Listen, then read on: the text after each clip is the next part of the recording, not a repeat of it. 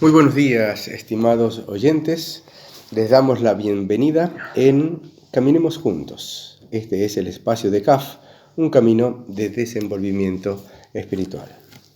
El equipo está completo hoy también. Miguel, Manuel, Félix, quienes habla José, y en los controles, ajustando todo lo correspondiente, Roberto Molina.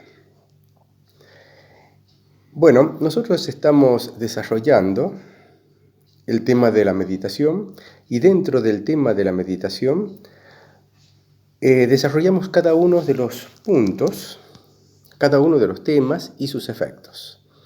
Hoy corresponde hablar del cuarto tema de meditación, que se llama el estandarte, con su efecto, elección. Ese es el tema de hoy, muy interesante porque es como un pivote entre todos los temas purgativos y los que luego serán iluminativos. El estandarte, efecto, elección. Muy bien. El estandarte es fundamentalmente, digamos, un símbolo. Simboliza de alguna manera la protección que tanto anhelamos, por un lado, que recibimos, y por el otro lado, la protección que muchas veces imploramos. Como sabrán, o la imagen que ustedes tienen, el estandarte siempre es algo que se porta sobre la cabeza, que se lleva en alto.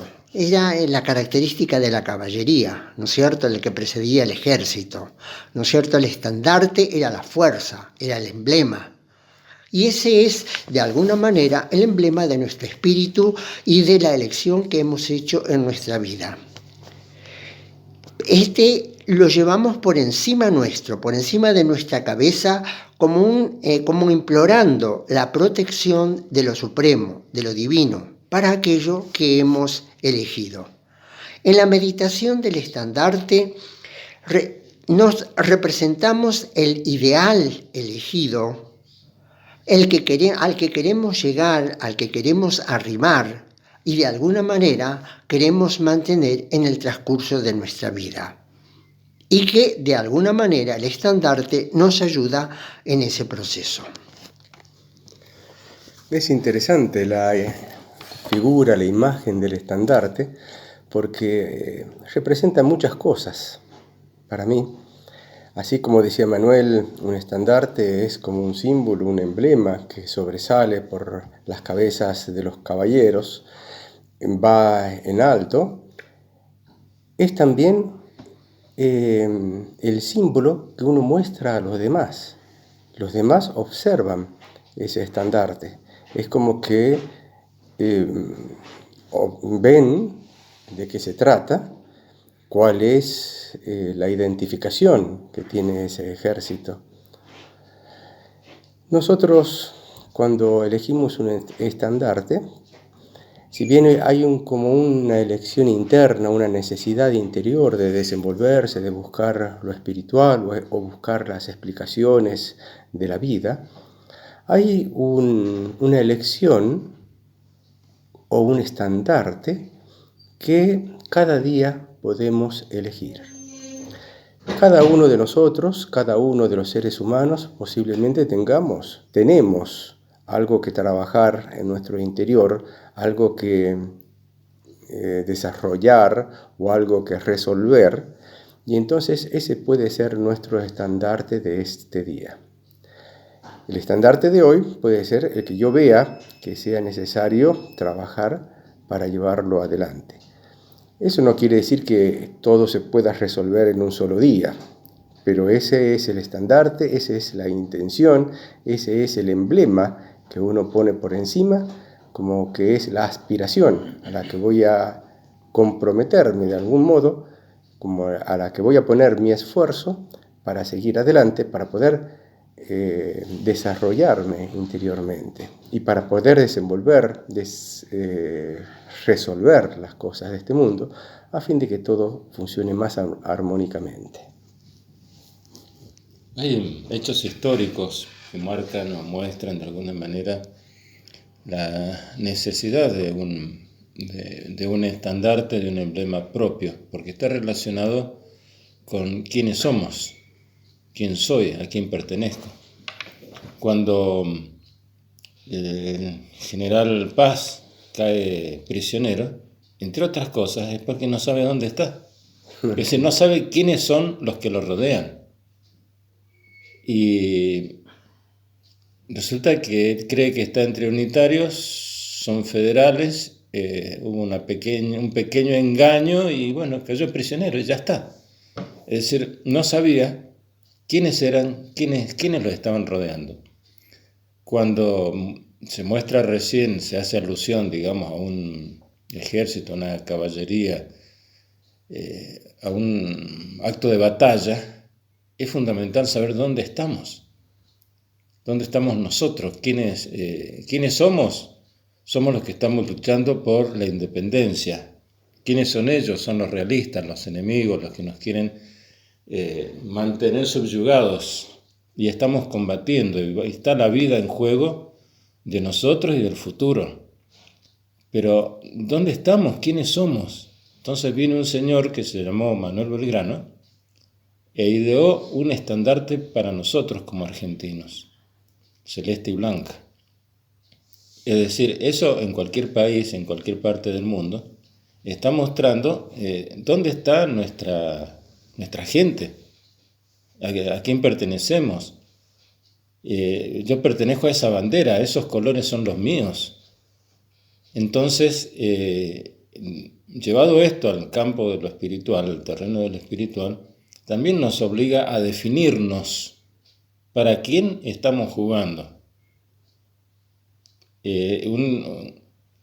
Estamos trabajando interiormente y estamos tratando de liberarnos interiormente de un montón de limitaciones que son nuestras, o me las puse yo.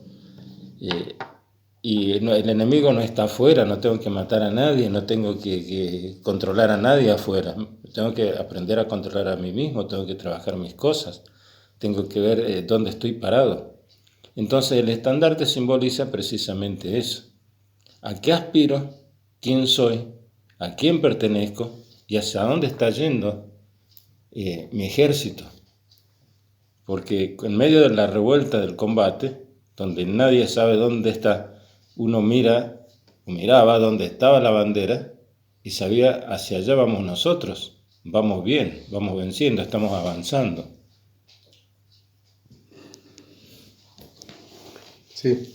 Sí, lo que quería decir es un agregado a lo de Manuel, porque me acordé de una oración que pide justamente a los santos guardianes, los místicos peregrinos de la humanidad y todos los otros protectores que sabemos que existieron y que tal vez del otro lado también están asistiéndonos. Entonces, al invocar todo eso, tenemos como un estandarte esa protección es la que nos guía a adoptar la oración como una salvación del logro, digamos, divino, de la aspiración divina de nosotros. Por eso yo quería traer a colación esta oración. Místicos peregrinos de la humanidad, senderos que conocer los senderos más ocultos y apartados del mundo, tomadme bajo vuestra protección y sed mi guía en este camino para que todos mis pasos sean justos, rectos y orientados hacia el triunfo del bien y para gloria de Dios. Bueno, sí, cada uno tiene su estandarte. Puede ser una oración, puede ser una intención, puede ser un trabajo interior que queramos resolver. Bueno, esa es la elección que tenemos que tomar. Bueno, corroborando un poco todo lo que se está diciendo, el estandarte es en realidad un baluarte y a la vez es un escudo. ¿Por qué? Porque de alguna manera, es decir, nos mantiene consciente de hacia dónde nos dirigimos, como decía Félix, y por el otro lado nos defiende de nosotros mismos, es decir, de nuestros desvíos, porque muchas veces estamos expuestos a elegir caminos que no son los más adecuados para el ideal elegido. Por eso es tan importante la meditación del estandarte.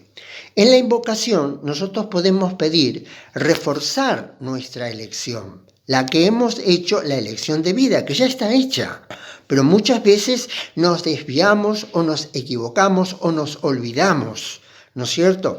En la meditación discursiva, el cuadro puede mostrarnos las múltiples posibilidades que tenemos frente a distintas circunstancias de la vida, pero también nos puede señalar cuál es de ella la única que es la más adecuada para la elección que tenemos hecha.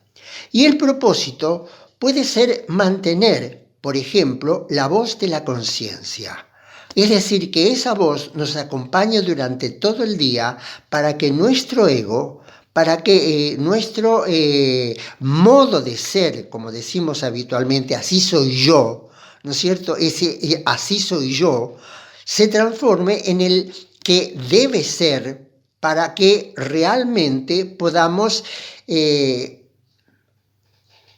hacer en nosotros o vivir en nosotros poco a poco el ideal que nos hemos puesto por delante. Me gustaría también leer un pedacito de la enseñanza que se llama el estandarte, aquí en este escrito de Kaf.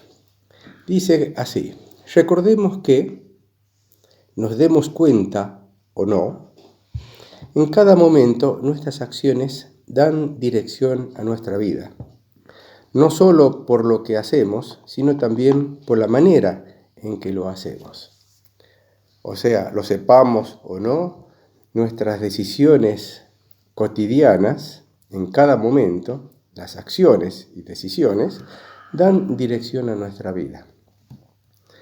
Es interesante observar cuántas de las decisiones que tomamos durante el día tienen un grado de conciencia alto. Alto quiere decir que promueve el desarrollo espiritual de uno y de los demás.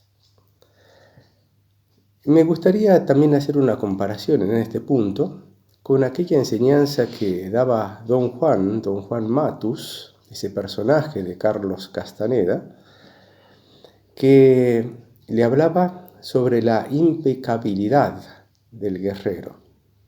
La impecabilidad era que el guerrero, el alma que busca el desarrollo interior, tiene que cuidar todos los detalles de su vida.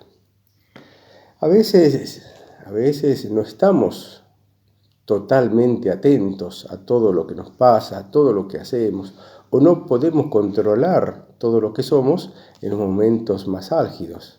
Y a veces no es nuestra decisión la consciente la que promueve el desenvolvimiento espiritual de todos.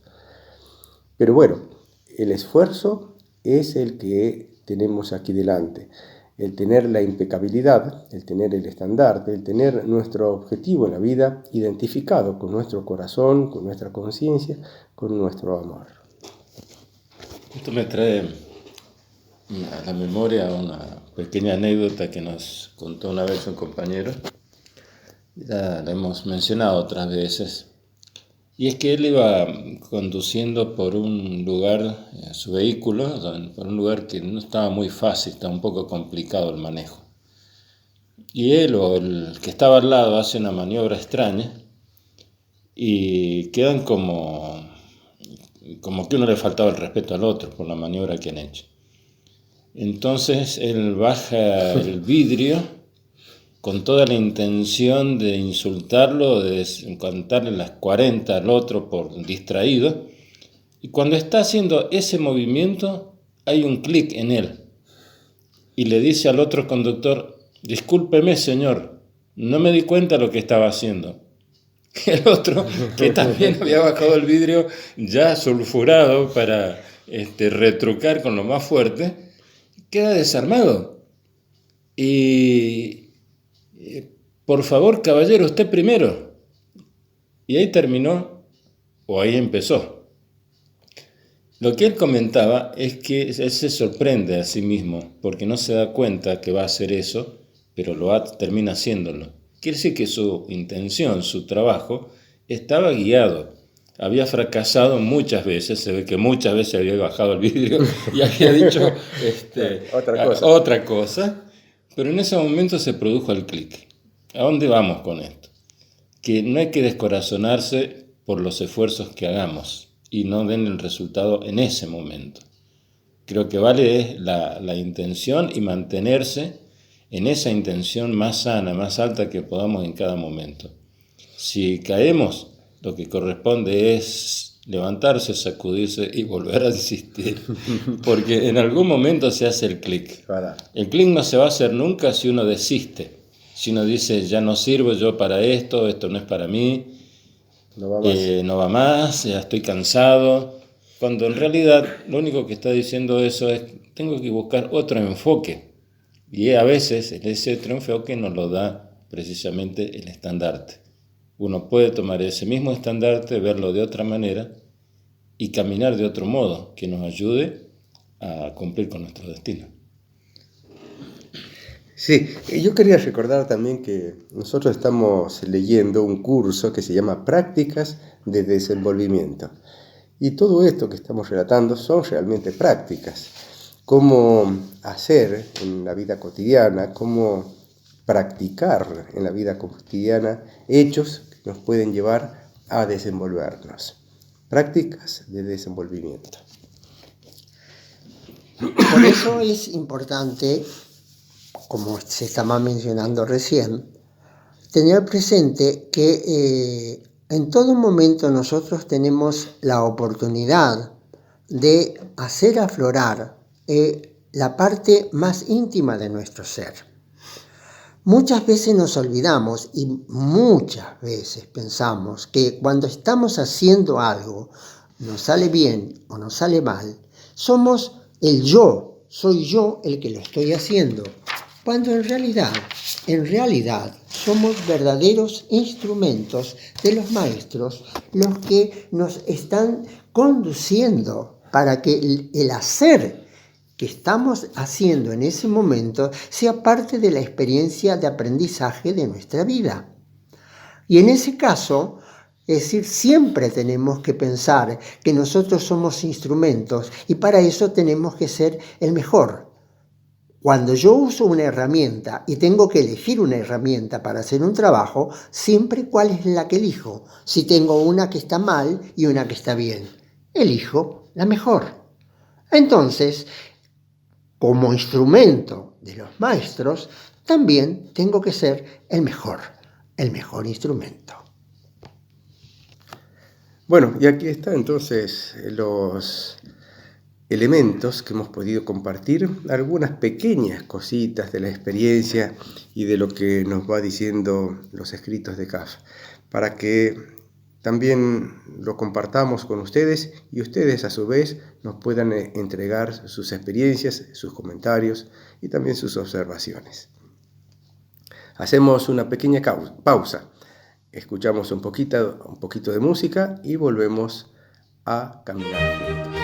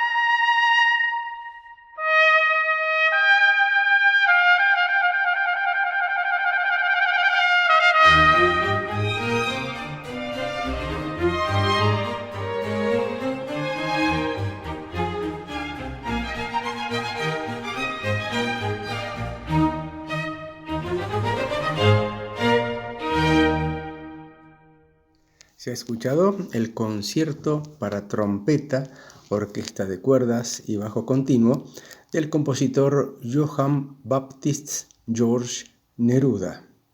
Es un compositor checo del siglo XVIII. Nació en 1708, falleció en 1780. Un compositor de origen checo, de música clásica. En relación con otros compositores de su época, este compositor Neruda es poco o muy poco conocido. Incluso sus fechas de nacimiento y de fallecimiento son solo aproximaciones. No se conoce mucho acerca de la vida de él. Nació en Bohemia, hoy parte de la República Checa, en una familia musical muy respetada.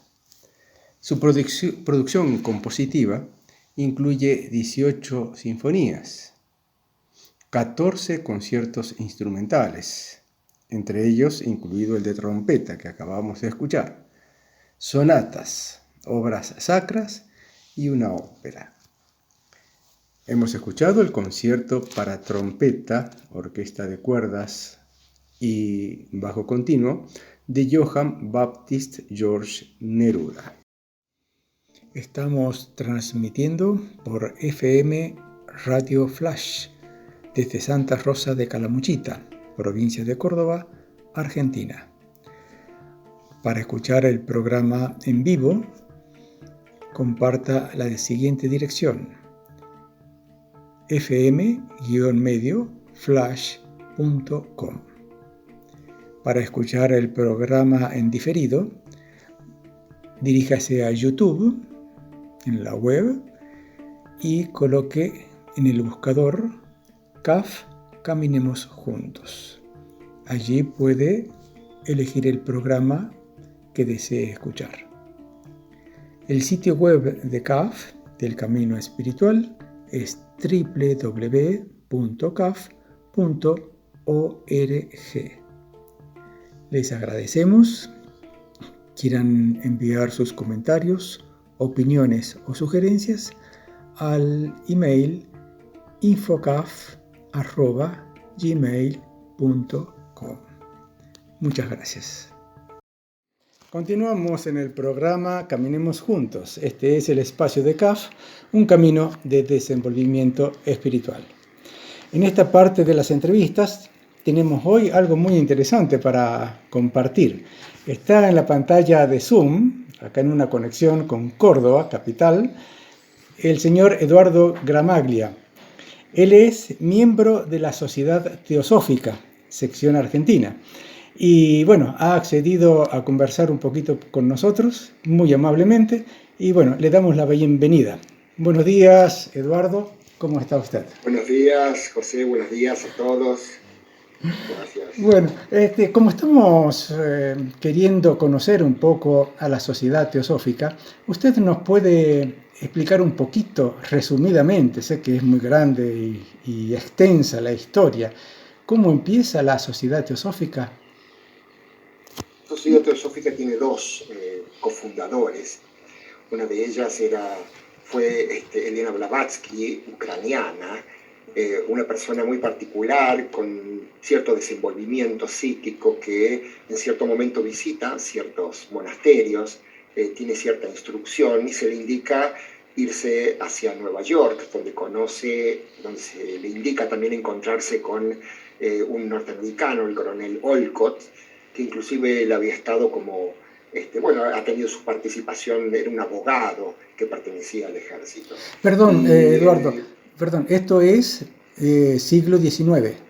1875, exactamente, bien. Siglo XIX.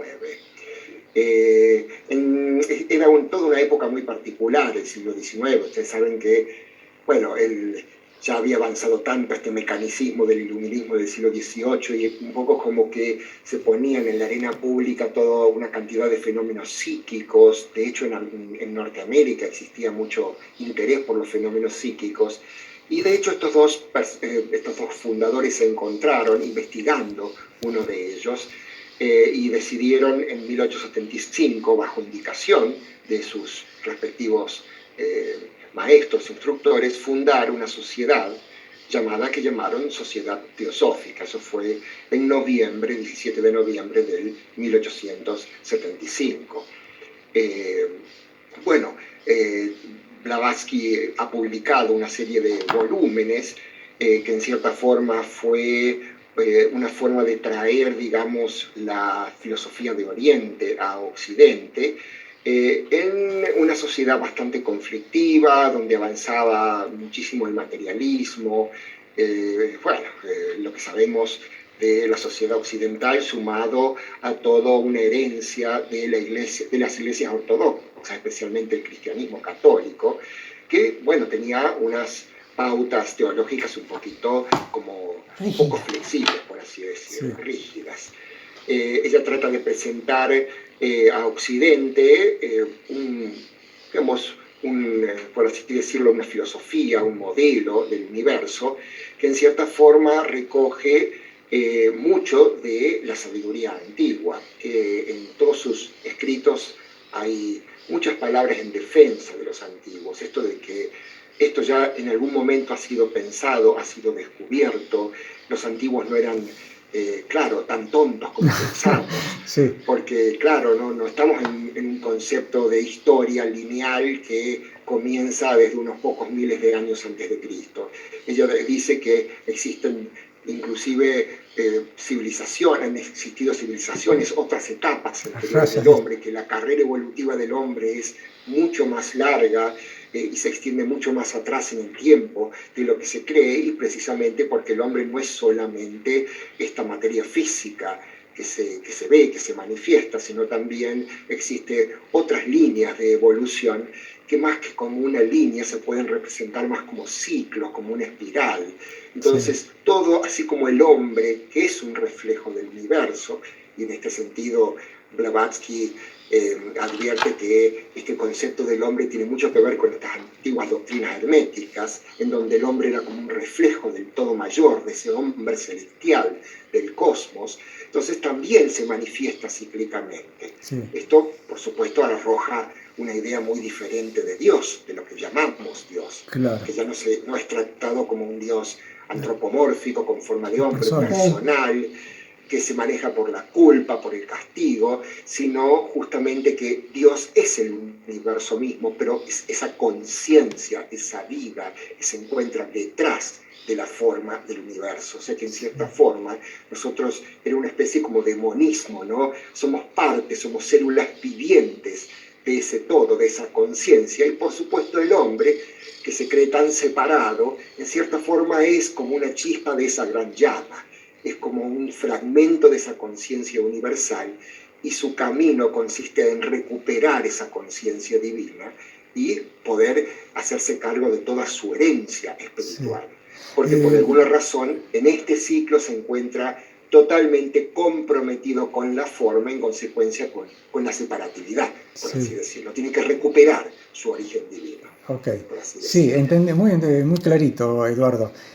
Volvamos al plano así físico. Esto se funda entonces en 1875 en Norteamérica. Aquí en Nueva York. En Nueva York. En cierto momento se le indica fundar la sede central en India, en Chennai, Adyar, en un barrio de la ciudad de Chennai o Madras, en India, al sur de la India, y actualmente la sede central se encuentra en ese barrio llamado Adyar. La sede central actualmente está en el sur de la India. Sí. Okay. En cuanto así, digamos, a la práctica de cada miembro de la Sociedad Teosófica, ¿hay alguna ejercitación, meditación, estudio o alguna instrucción especial? Hay meditaciones sugeridas, sí, hay una serie de meditaciones sugeridas. También existe un grupo particular, una sección dentro de la Sociedad Teosófica que tiene un compromiso mucho más especial y que les son dadas una serie de meditaciones y prácticas específicas, ¿no? No todos los miembros pertenecen a ese grupo. Los miembros, en realidad, esto tiene mucho que ver con, cómo asume cada miembro su membresía dentro de la Sociedad Teosófica. Esto tiene que ver mucho con sus objetivos, porque en realidad en la Sociedad Teosófica no pedimos que se crea en nada específico para pertenecer a ella. Es prácticamente su primer objetivo el que con el que uno tiene que acordar. Es eso de creer en la fraternidad universal, hermandad universal de los hombres y bueno, del género humano, tenemos que decir. Básicamente, ¿no? Una pregunta, es decir, sobre todo cuando usted cita ese grupo especial, ¿existe alguna especie de voto dentro de la sociedad? ¿Compromiso? ¿O simplemente es un compromiso por la inquietud que presenta, es decir, el individuo? Existe en ese grupo un par de promesas que se hacen, pero la promesa está mucho más indicada siguiendo, creo yo, la filosofía oriental y los textos del yoga, ¿no? Es decir, está más en el sentido de que uno promete ser verdaderamente un centro muy particular de transformación, no solo individual, sino de todo su medio ambiente. Es ese compromiso espiritual de vivir verdaderamente el hecho de que somos seres espirituales y que tenemos un compromiso con el medio ambiente. Okay. Más allá hay quienes asumen un vegetarianismo, otros no.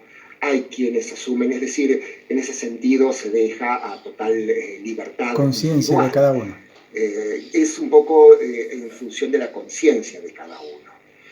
En realidad, la primera función de la sociedad teosófica está resumida en sus 3 objetivos, que es muy importante mencionarlo. El primero, sí, de formar el núcleo de una fraternidad universal.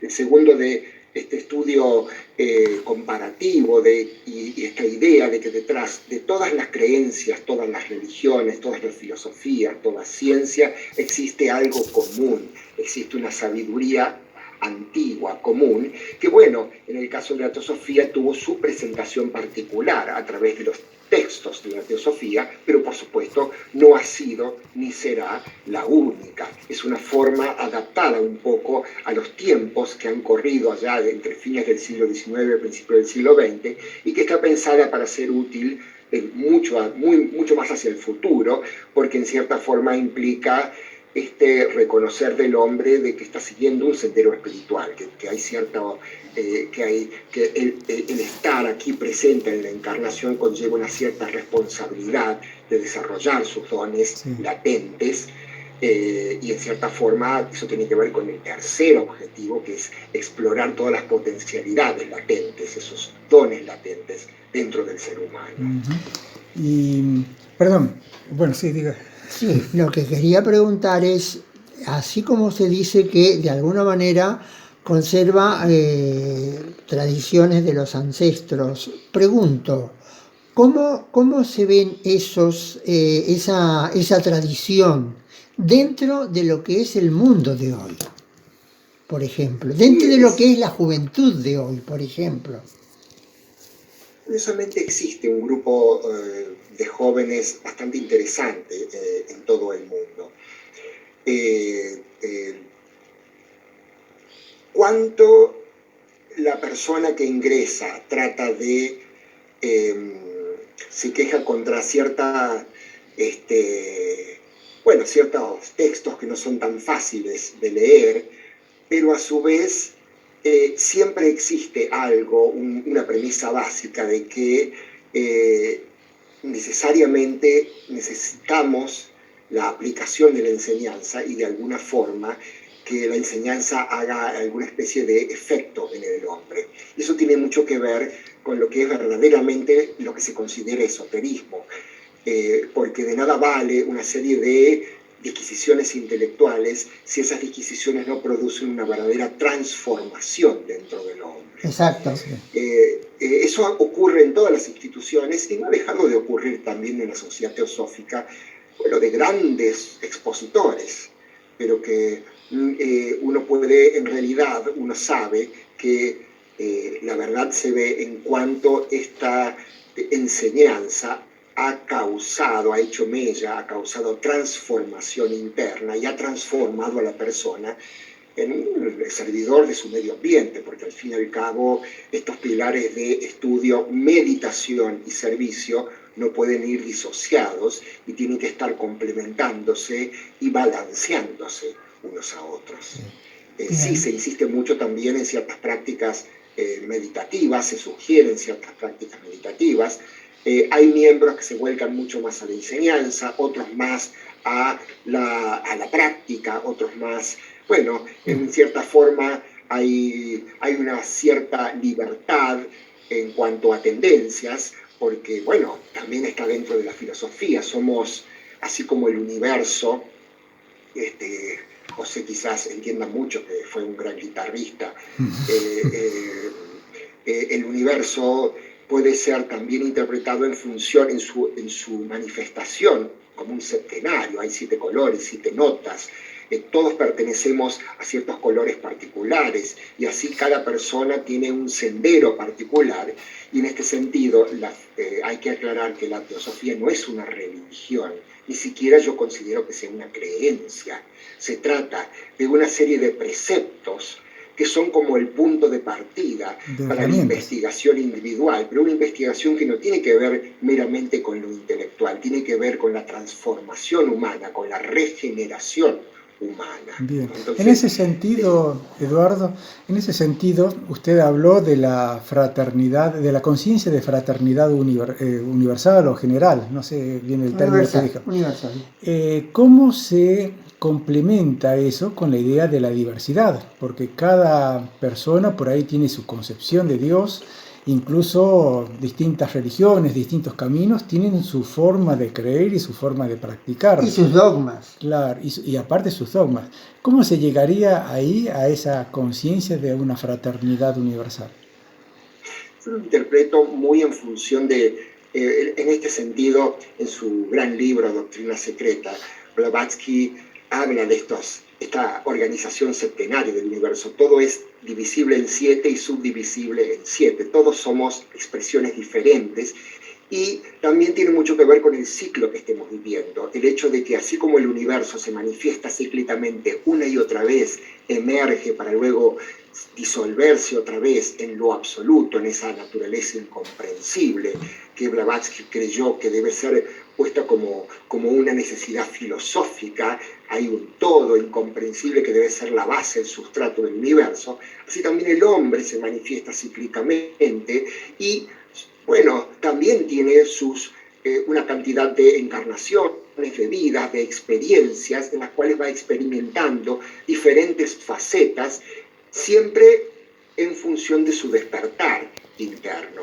Entonces encontramos algunos hombres o algunos seres humanos que de pronto evolucionan y siguen su camino a través de la aplicación de la voluntad, otros a través del estudio, otros a través de la meditación y el misticismo, otros a través de la devoción, otros a través del ritual, otros a través de la ciencia y de la mente concreta. Entonces son diversos caminos que evidentemente hace que exista cierta cantidad de almas que cada uno pertenecen a ciertas vibraciones diferentes, pero que en el fondo ya se van a asumir tarde o temprano en la totalidad, es decir, pertenecen a una totalidad, son diferentes expresiones manifiestas de un rayo primordial, ¿no? de esa mente universal. Sí, claro. Entendemos. 2 preguntas. Eso me hace pensar que se entiende, o ustedes entienden, dentro de la teosofía, un devenir, es decir, nosotros devenimos antes de nacer de otras vidas y después de esta seguimos el proceso en otra forma de manifestación, ¿no es cierto?, o en nuestro estado de conciencia o en nuestro nivel, ¿no? Es decir, creo que debe ser entendido así. Eso por un lado. Y por el otro lado es qué prácticas, por ejemplo, son las habituales en ustedes, diarias, semanales, mensuales, anuales, no sé cómo están organizados. Perfecto. Sí, hablar de devenir y, bueno, esta noción de que el universo es todo un entramado y que existen en marcha ciertas causas y efectos que se van poniendo en movimiento, ciertas causas que dan ciertos efectos.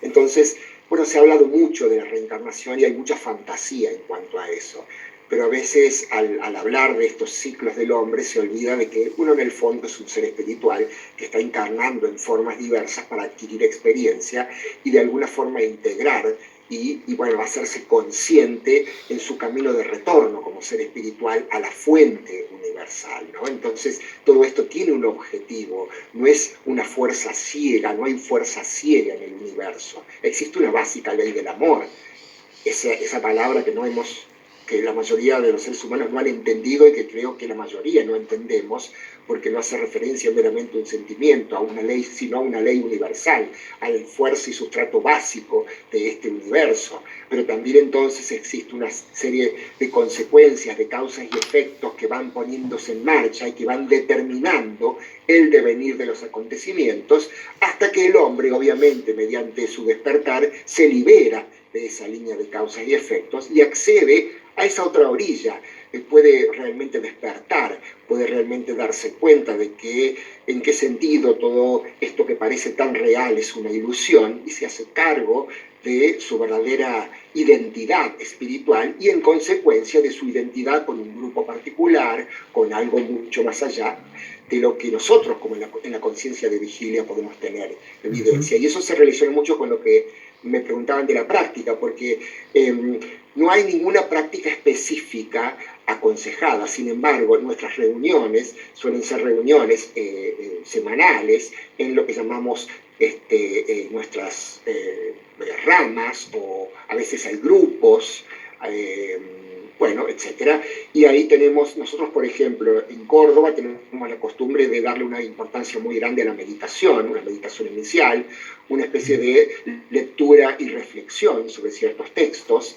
Y bueno, sabiendo que en realidad, si nos ponemos a pensar qué es teosofía, la teosofía es lo que vivimos todos los días, es todo aquello de la forma en que cada momento del día reaccionamos, cómo vivimos esta realidad, porque está muy bien y es muy recomendada la meditación, pero en realidad si uno piensa en un gran ser, se lo imagina, estos grandes seres como en permanente estado de profunda atención, profunda meditación y observación de todo lo que los rodea, y una atención profunda a la necesidad que rodea, porque al fin y al cabo todo esto pone en marcha ciertas fuerzas que no tienen que ver con el crecimiento individual aislado, egoísta. Cada impulso en la vida interna, cada momento en donde en la meditación descubrimos que eso que apenas se atisba es en realidad nuestro hogar, y que lo que nosotros creímos que era nuestra cosa familiar y hogar en realidad no es nuestro hogar. Esa inversión de la polaridad lleva a su vez a la conciencia de un campo de servicio, de una utilidad posible, bueno, a un plan que está en la mente divina, de Dios, por decirlo de una forma, pero no es, por supuesto, cuando uno habla de Dios, no está hablando de ese Dios Jehová o ni Alá, sino que todo aquello que está en la conciencia detrás de toda la manifestación, ¿no?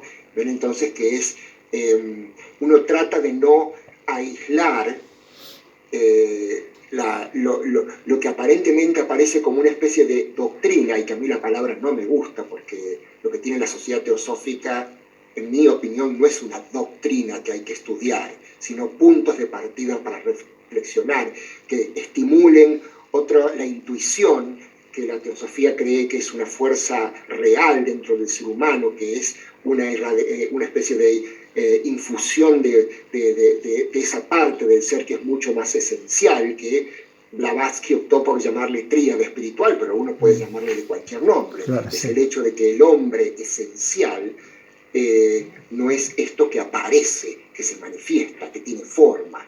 Esto es una experiencia transitoria, por así decirlo. Entendido.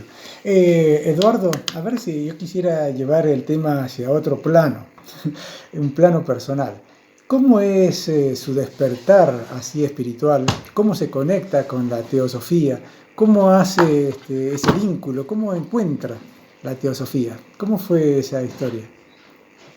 Yo quiero aclarar que la teosofía es este medio que yo he elegido para este camino, pero esto no significa que la teosofía sea ni una religión ni una creencia en particular, ¿no es cierto? Es el medio, es, por así decirlo, todo aquello que me brinda los elementos para crecer, el propio despertar. ¿Cómo despierto yo? Y yo necesito, en lo particular, esto no lo hace todos la teosofía, pero en mi particular necesito inmediatamente una meditación matutina, por ejemplo. Necesito una cierta lectura que sea medianamente inspiradora. Bueno, yo soy músico, también tengo que salir temprano a trabajar en la orquesta y tengo que enfrentarme con el mundo. O sea que también tengo que obviamente, repartir y tener actividades externas, al menos hasta que me jubile. Claro.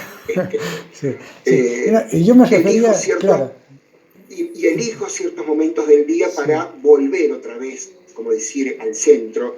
Uno trata de, en cierta forma, ejercitar en todo momento esa profunda atención y no salir de ese estado, porque en cierta forma la meditación tiene ese propósito, colocar a uno en un estado de sintonía, de alineamiento, por así decirlo, que en lo posible se pueda mantener durante el día. Uno sabe que al salir al trabajo, bueno, existen muchos estímulos externos que impactan.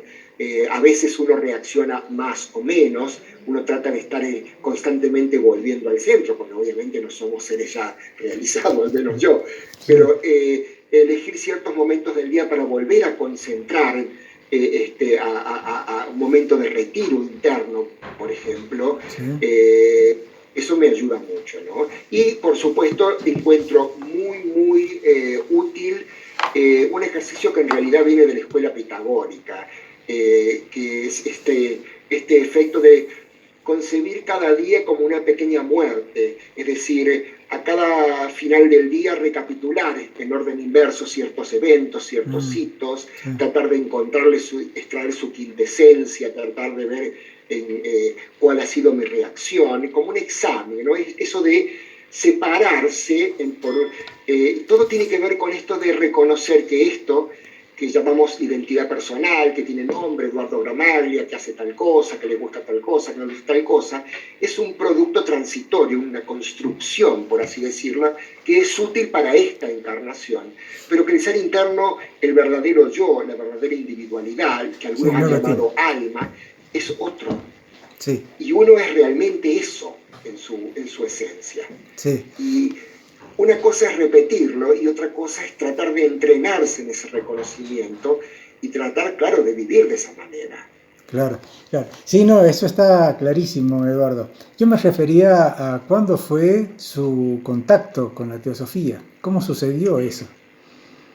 Mi contacto en realidad yo puedo hablar de un contacto con una serie de enseñanzas que me llevaron a la teosofía. Ah, ya conocía la teosofía antes de pero contactar. Que en realidad están en la misma línea de pensamiento. De pronto recuerdo que si puedo rastrearlo a mi primer así flash, por así decirlo, Sí. creo que ha sido en cuarto grado de la escuela primaria, cuando una maestra me dijo y me habló de algo que ni siquiera me acuerdo lo que es, y a mí yo sentí que se despertó algo, y en ese momento no pude dejar de, buscar libros, investigar, hasta que finalmente recuerdo que ya estaba alrededor de los 14, 15 años, encontré un libro que en realidad no era de la teosofía, era de la sociedad, de la fraternidad Rosacruz, de Max Heindel, que se llama El concepto Rosacruz del cosmos, que ya me empezó a explicar el universo desde otro punto de vista. Llegué a Córdoba a estudiar y me encontré con la gente de la fraternidad Rosacruz. Participé de sus actividades durante bastantes años y finalmente en el 1991 escucho que iba a darse un curso que era un gran orador, Juan Viñas, que ha fallecido hace unos pocos años, que daba un curso sobre este gran libro de Blavatsky, Doctrina Secreta. Y bueno, yo participé de ese curso de una semana, a mí me movió muchísimas cosas, en realidad no podía decir qué me movía, porque sí, cuando yo leía no entendía absolutamente nada. Así pasa. Nos pasó a nosotros, lo leímos. Creo que les ha pasado, ¿no? Sí. Que uno sabe que hay algo detrás, no entiende intelectualmente nada de lo que está pasando, pero sabe que hay energías que ya se han puesto en movimiento, sí, y que ya la vida no tiene retorno, que hay, no es lo mismo. Ya no hay vuelta atrás, ya no hay retorno. Y eso es un poco lo que sentí, aunque tardé una cierta cantidad de años en hacerme miembro. Yo recién me hice miembro por los años, empecé a volver a asistir en el año 2004. Todo tiene sus ciclos, la vida misma tiene sus interludios, altos y bajos. Uno en cierta forma también tiene su momento para darle énfasis a la carrera, a la vida más personal, hasta que se da cuenta que eso ya es, tiene un límite, que tiene cierto vacío, que ya cumplió con su objetivo. Podemos darle un montón de referencias y nombres a ese estado, a esa sensación interna. Y ahí me volqué un poco a asistir a las reuniones de la rama de Córdoba y me hice miembro en el 2006. Ajá. Hasta ese entonces también he tenido otras compañeras y compañeros con quienes hemos compartido meditaciones, lecturas, viajes, o sea que en realidad, ha sido todo un camino. Claro, se fue como formando. Decidí que, esto era un medio que me proporcionaba elementos muy importantes, pero, yo creo que no debemos olvidar de que en cualquier institución que estemos, eso es justamente una especie de contención así en este plano para algo que es mucho más profundo, ¿no? Claro. Y que en cierta forma se orienta a otro despertar. ¿Cómo? Perfecto. Bueno, Eduardo Gramaglia, lo vamos a despedir ahora porque ya se nos ha gastado el tiempo que teníamos asignado a la entrevista. Pero nos ha dejado todo un plan muy lindo. Un panorama muy amplio. Muy amplio, claro, muy enriquecedor, muy lindo, muy bueno. Y bueno, ojalá podamos seguir conversando en otra oportunidad. Y cuando ustedes digan, totalmente, con muchísimo gusto. Y nuestro objetivo no es solo informarnos nosotros, sino que esto llegue al público, al que nos escucha, los radioescucha, sean compañeros nuestros o gente que no pertenecen al camino. Porque muchas veces la mayoría está encerrado en lo suyo, pero desconoce absolutamente qué es lo que pasa en otras creencias, en otra forma de ver la vida, en otra forma de vivir la espiritualidad. Y eso es muy valioso. Muchísimas gracias. Bueno, gracias a ustedes, ha sido un gusto. Cuando quieran, me avisan y seguimos charlando. Gracias. Un abrazo, gracias. Un abrazo, gracias.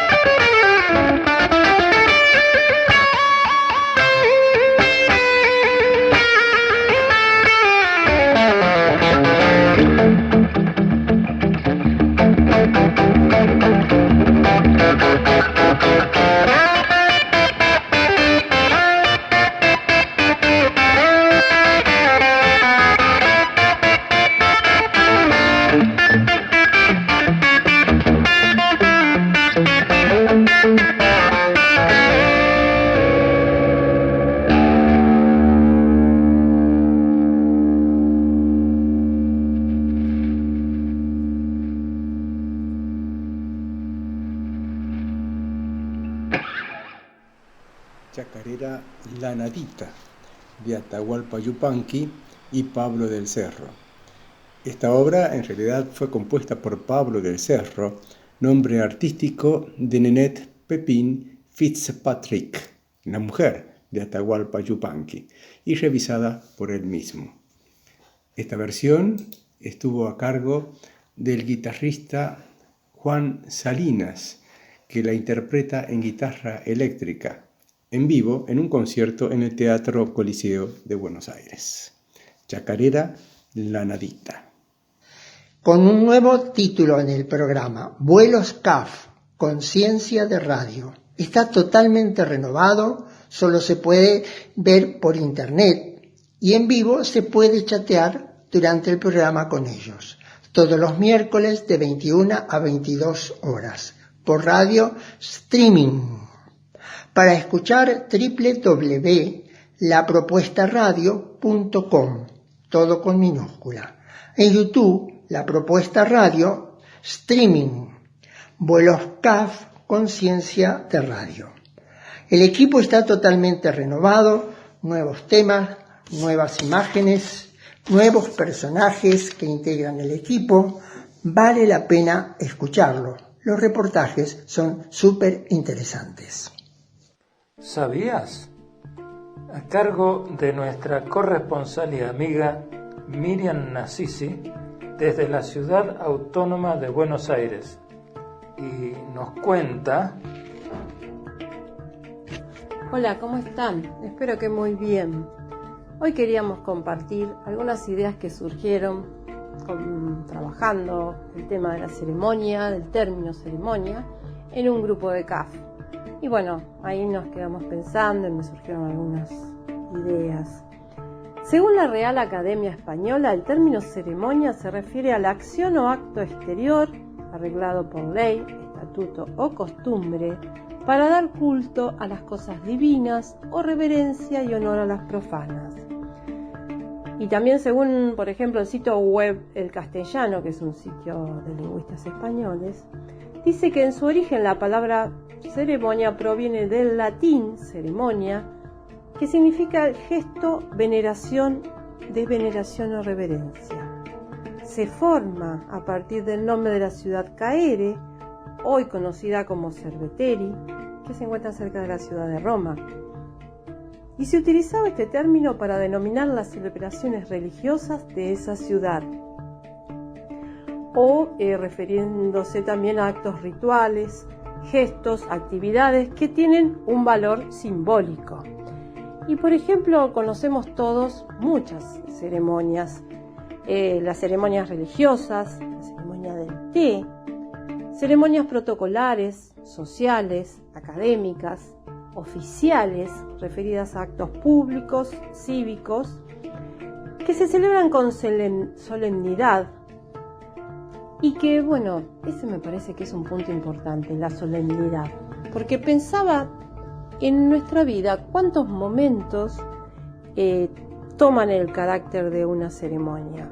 Cuando uno prepara un alimento, una rica comida, cuando está tomando un mate, cuando lo está preparando, al levantarse, al caminar, relacionarse.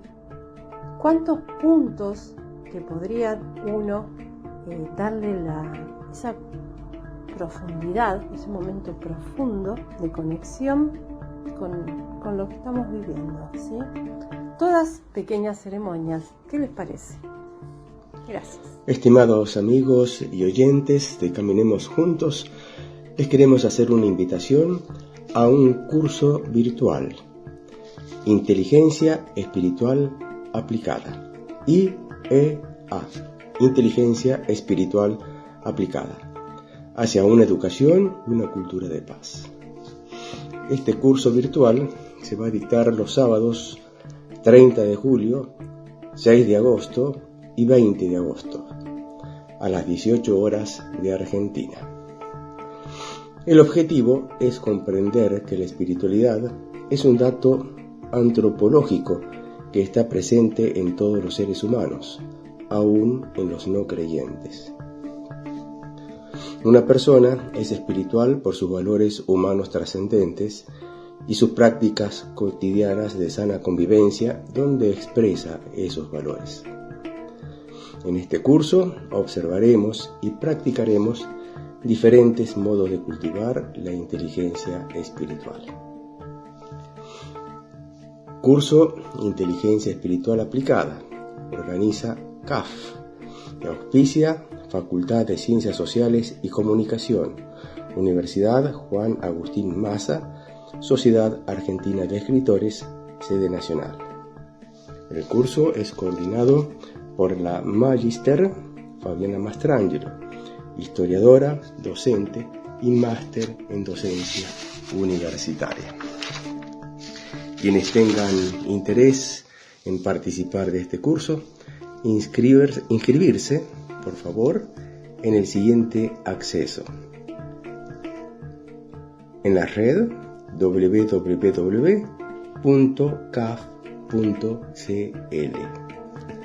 Repito, www.cafh.cl.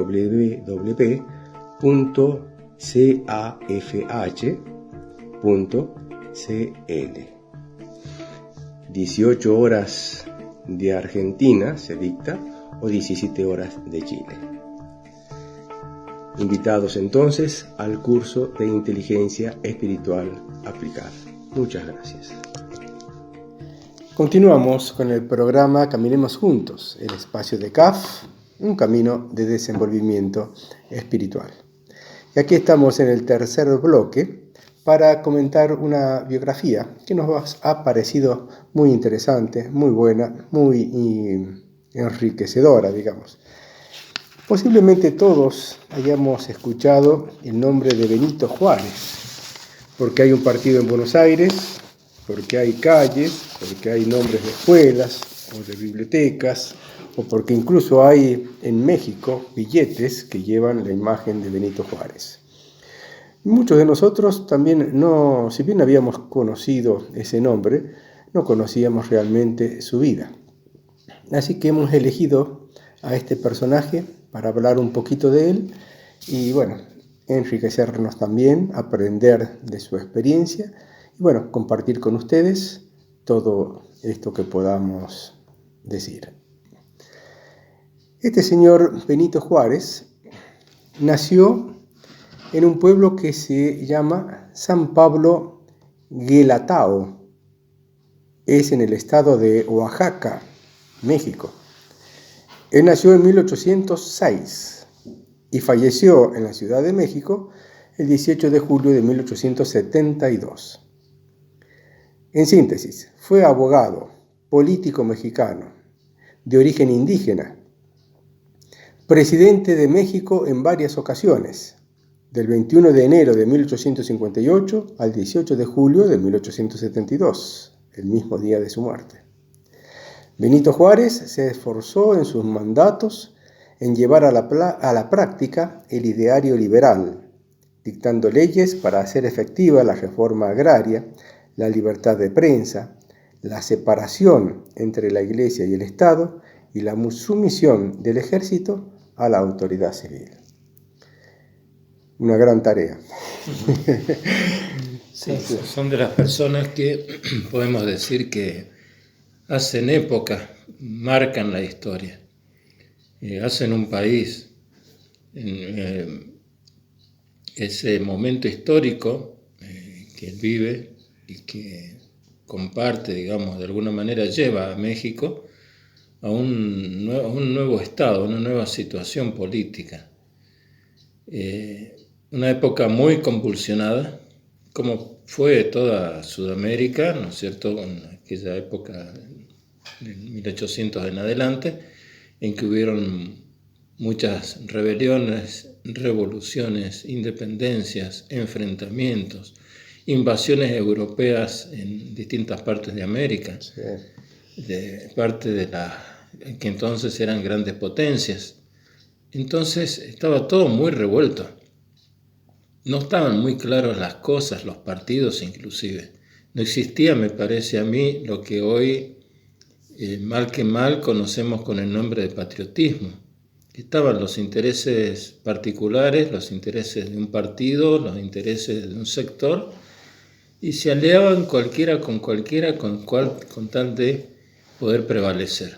Este es el escenario general donde le toca vivir a este señor y que transforma México, marca una época, es un prócer, es un padre de la patria, hace posible la república, pero toda fuerza de pulmón, de empuje, de lucha.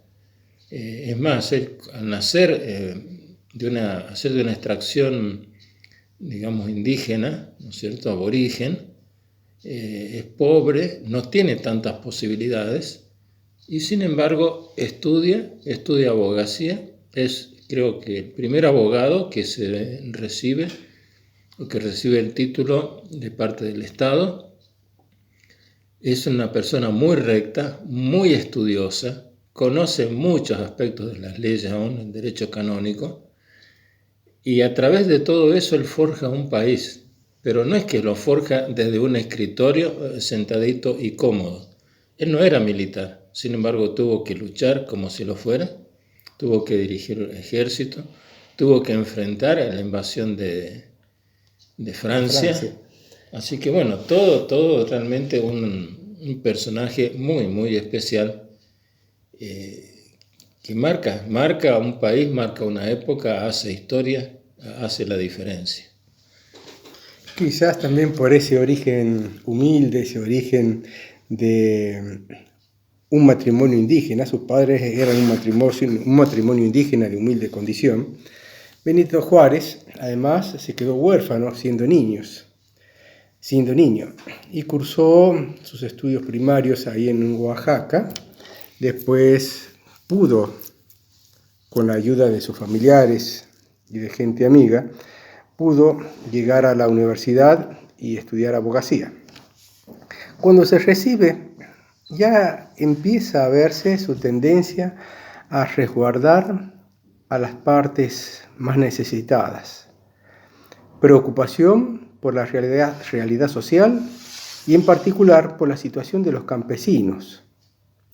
Todo eso lo llevó a adherirse a ideales liberales que venían difundiéndose por América desde la Revolución Francesa y empezó a participar activamente en la vida política. Juárez, quizás la instrucción que tiene como todos los estudiantes en ese momento, pero hay algo en su interior, me parece que es lo que empieza a fundamentar su idea de la justicia, su idea de recomponer, de reacondicionar la situación de los humildes, de las etnias aborígenes.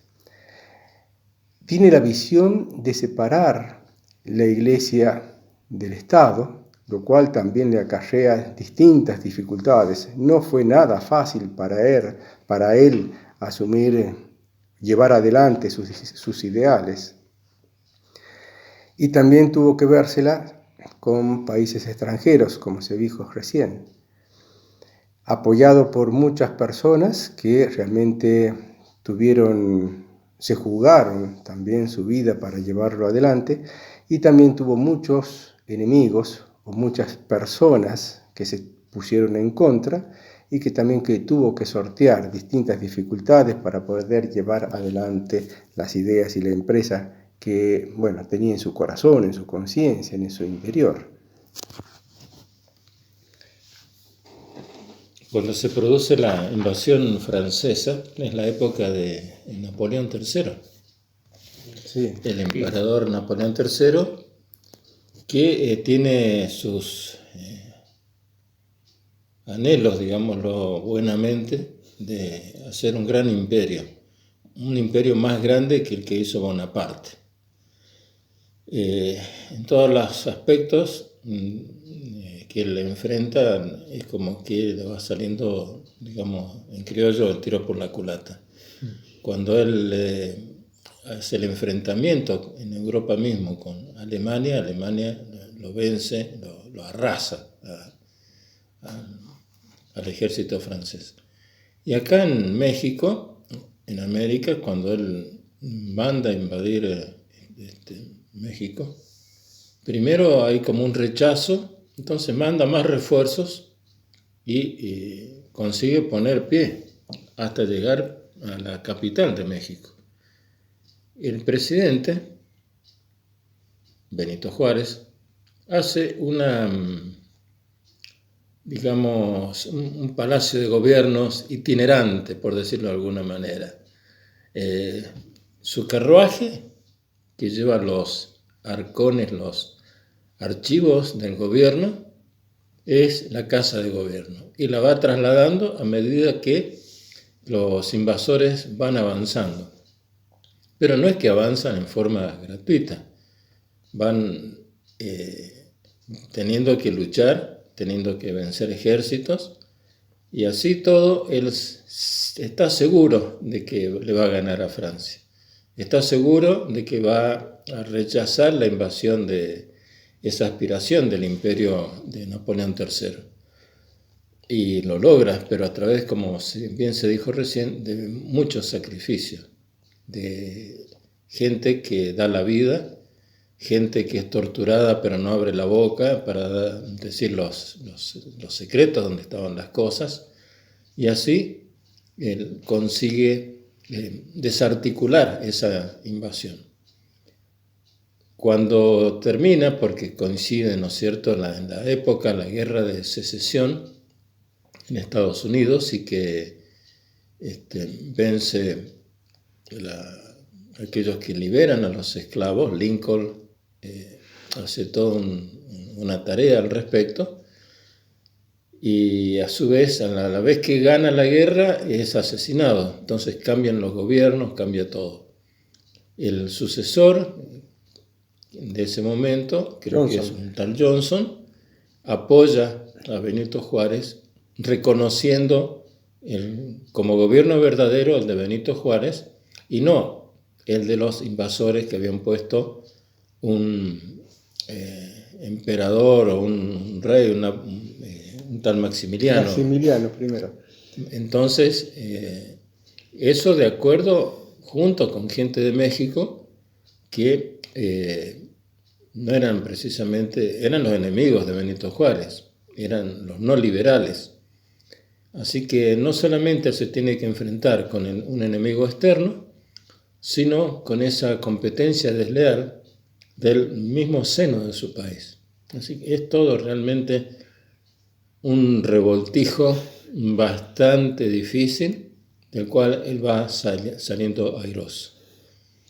Bueno, los invitamos a los oyentes a hacer una pausa, hacemos una pausa, los invitamos a escuchar un poquito de música y volvemos con este personaje que parece una novela, toda la vida de él.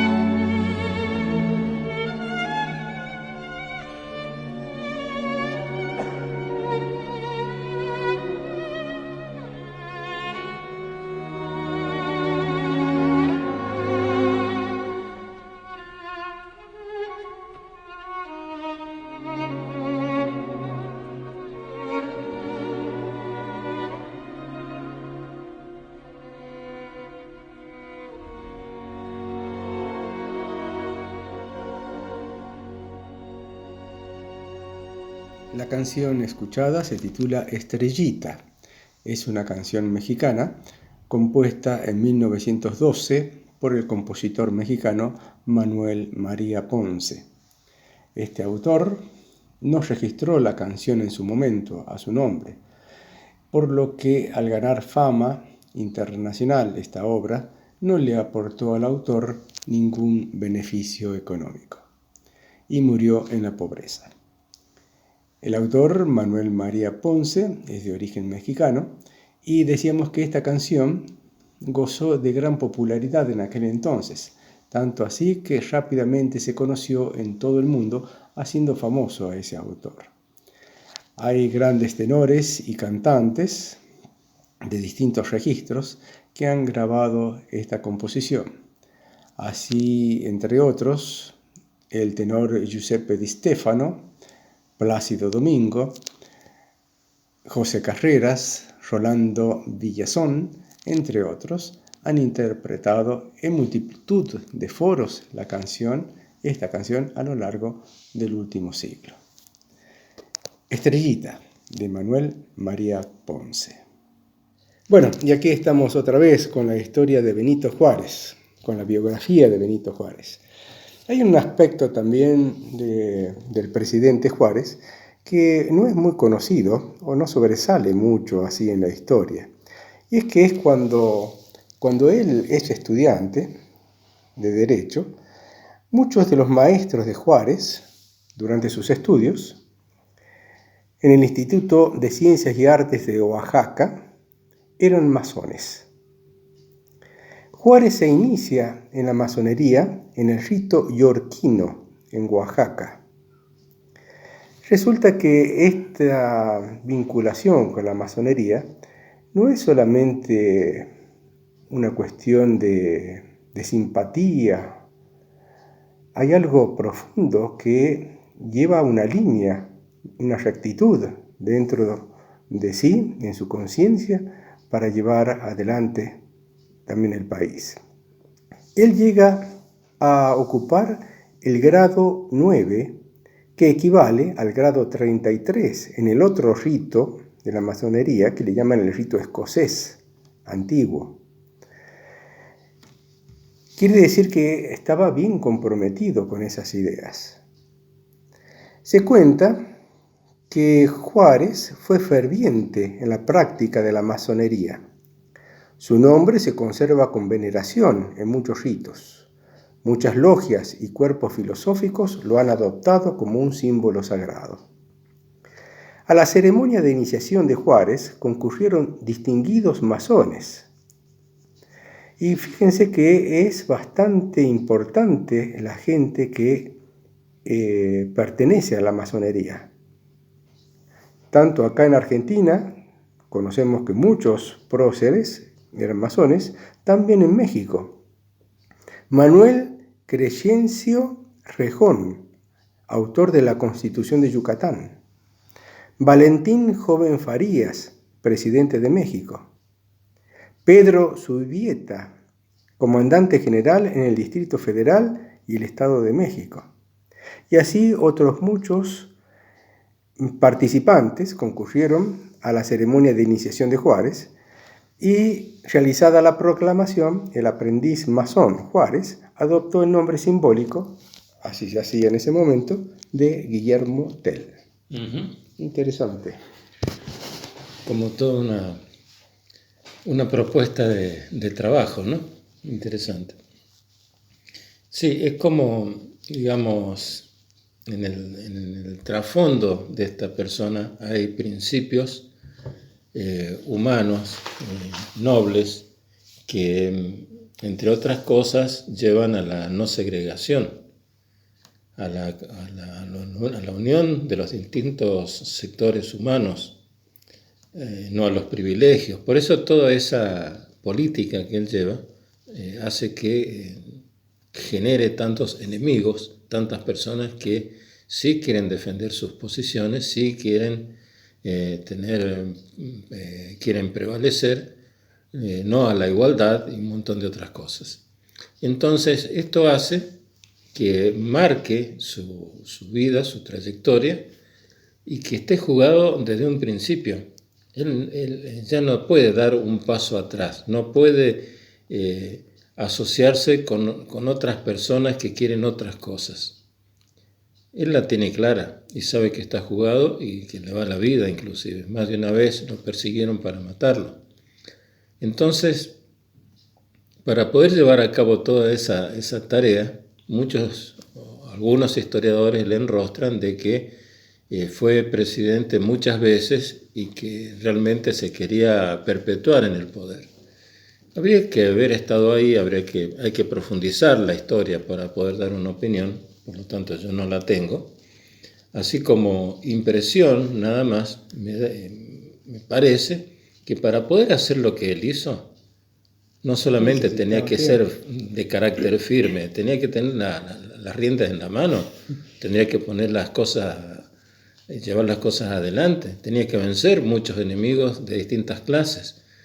Entonces, puede ser que a la vista de la historia actual nos parezca una persona que estaba enamorado del poder y que quería permanecer allí todo lo que pudiera.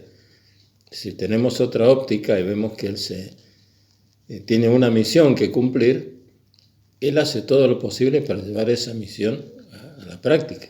Es más, aquellos que lo critican por ser enemigos, que en algún momento fueron aliados suyos políticos, cuando él muere y toman el poder y que le enrostraban que él quería perpetuarse en el poder, nada más que unos 30 años en el poder. El caso de Porfirio Díaz. Porfirio Díaz lo apoyaba al principio, después lo acusó de querer perpetuarse en el poder, y después cuando asumió el poder, Porfirio Díaz se convirtió en un dictador.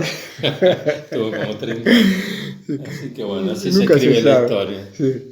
Bueno, esta es la historia de Benito Juárez, más o menos una pincelada nada más. Pero qué lindo que se lo conoce hoy como el Benemérito de las Américas. Hay una célebre frase suya que dice así: entre los individuos como entre las naciones, el respeto al derecho ajeno es la paz.